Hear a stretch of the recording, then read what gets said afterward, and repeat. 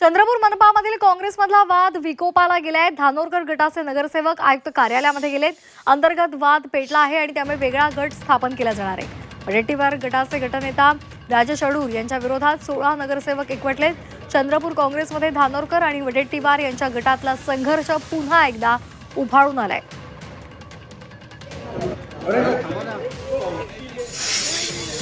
आता घटनेसाठी जे 16 लोक अब्सेंट होते, मी 13 तारीखला मीटिंग कॉल केला होता घटनेच्या नाते। ते 13 तारखेला 16 लोक अनुपस्थित होते। ते आम्ही 11 नगरसेवक मिळून एक ठराव मंजूर केले की अनुपस्थित होते जाणूनबुजून 16 लोक आम्ही ठराव मंजूर केले आहे त्यांचे डिस्क्वालिफिकेशनसाठी। ते डिस्क्वालिफिकेशनसाठी आम्ही मॅडमकडे पत्र दिले आहे।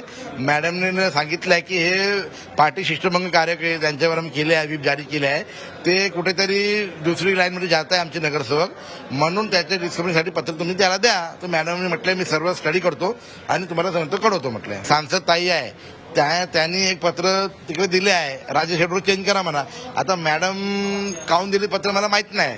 आता मी मॅडमचे नाव काऊन घेतात ते मॅडम इकडे समोर आले म्हणून घेत आहे। मॅडम एक नाही येत होतं, तुम्ही मॅडमचं नाव नाही घेत होतं।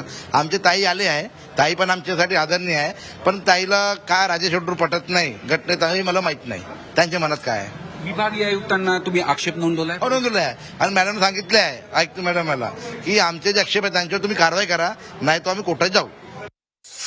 दरम्यान या संदर्भात प्रतिभा धानोरकरांशी चर्चा केलेली आहे। आमचे प्रतिनिधी अमर काणे यांनी पाहुयात।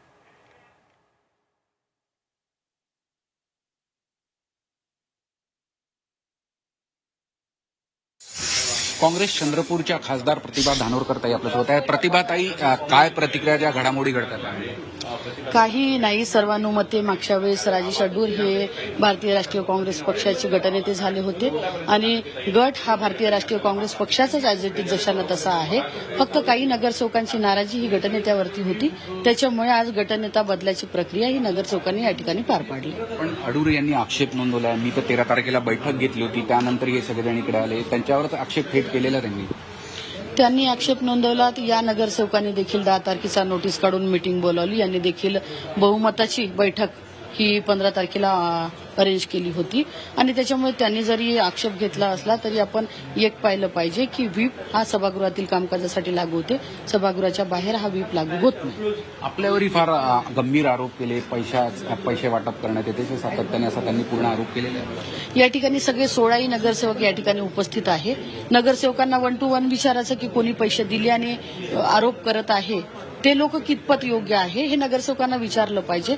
आणि शेवटी दबाव यंत्र हे कुठल्याही मताच्या बाबतीत चालत नाही। आज या ठिकाणी जी प्रक्रिया होता हे नगरसेवकाच्या मनाने प्रक्रिया होता, कुठल्याही बळजबरीनं आज गटनेता या ठिकाणी बदलला जात नाहीये। खरं तर पहिला अंक संपलेला, हा दुसरा अंक आता त्यानिमित्ताने नागपुरात दिसतोय, चंद्रपूरचा दुसरा अंक कधीपर्यंत येईल? वडेट्टीवार आणि धानोरकर वाद हा गेल्या वेळेस पण खूप गाजलेला सगळा।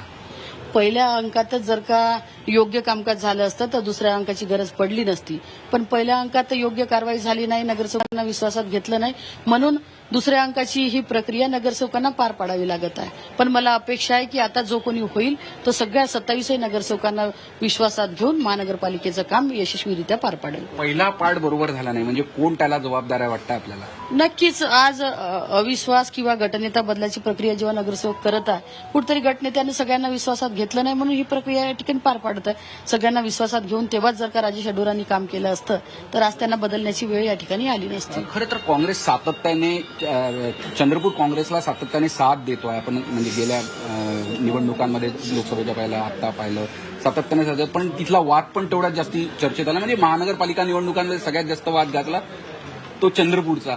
कधीपर्यंत म्हणजे? नाही, आमची काही इच्छा वाद घालायची किंवा अशी कुठलीही नाही। याच्यात पक्षश्रेष्ठीनं हस्तक्षेप करून नक्की या वादावरती कायमस्वरूपी तोडगा काढून, आणि आजचा महानगरपालिकेचा वाद कुठलाही नव्हता, ही सगळी प्रक्रिया ही नगरसेवकांनी या ठिकाणी केली। आपण